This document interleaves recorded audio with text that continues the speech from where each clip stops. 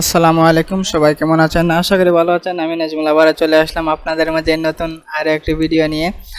আপনারা যারা T220 এবং 420W যে প্রিন্টারটা ইউজ করেন, অনেক দিন ইউজ করার পরে দেখা যায় যে একটা সমস্যা আপনারা ফেস করেন যে রেড লাইট ব্লিঙ্কিং করতেছে বা অল লাইট ব্লিঙ্কিং করতেছে।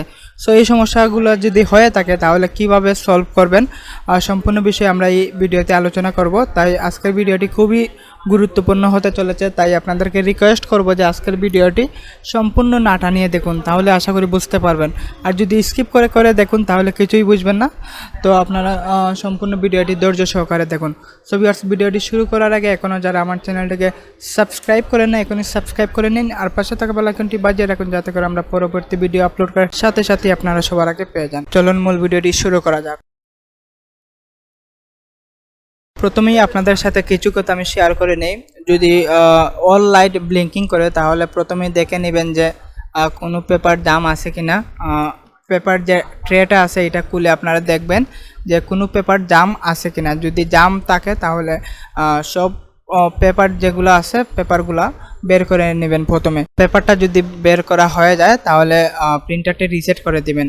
শর্টকাট বাটন অ্যান্ড কালার বাটনে প্রেস করে 5 সেকেন্ড ধরে রাখবেন। 5 সেকেন্ড ধরে রাখার পরে একটু আপনারা 5 সেকেন্ড আমি ধরে রাখি প্রথমে, তারপরে শর্টকাট বাটনে 2টা প্রেস করবেন। তারপরে মনে যে বাটন আছে এটাতে 4টা প্রেস করবেন। করার পরে 15 থেকে 20 মিনিট সময় লাগতে পারে। 15 থেকে 20 মিনিট সময় আপনারা ওয়েট করবেন, যেমন এর একটু বেশিও লাগতে পারে। তো আপনারা 15-20 মিনিট ওয়েট করবেন।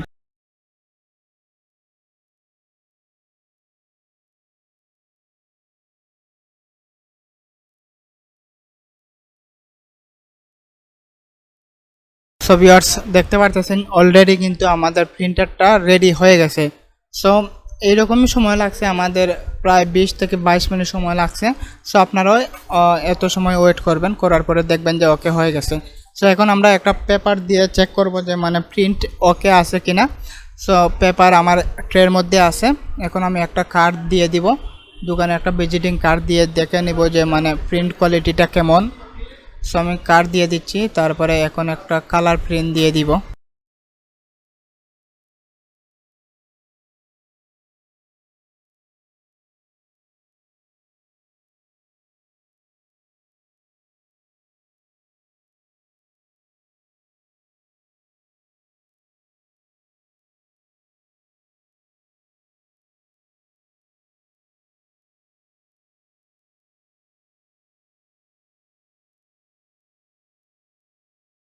দেখতে পাচ্ছেন যে প্রিন্টটা কিন্তু হয়ে গেছে। প্রিন্ট কোয়ালিটিটা খুবই ভালো। কাট আর প্রিন্ট কোয়ালিটি দুইটাই প্রায় সেম হয়ে গেছে।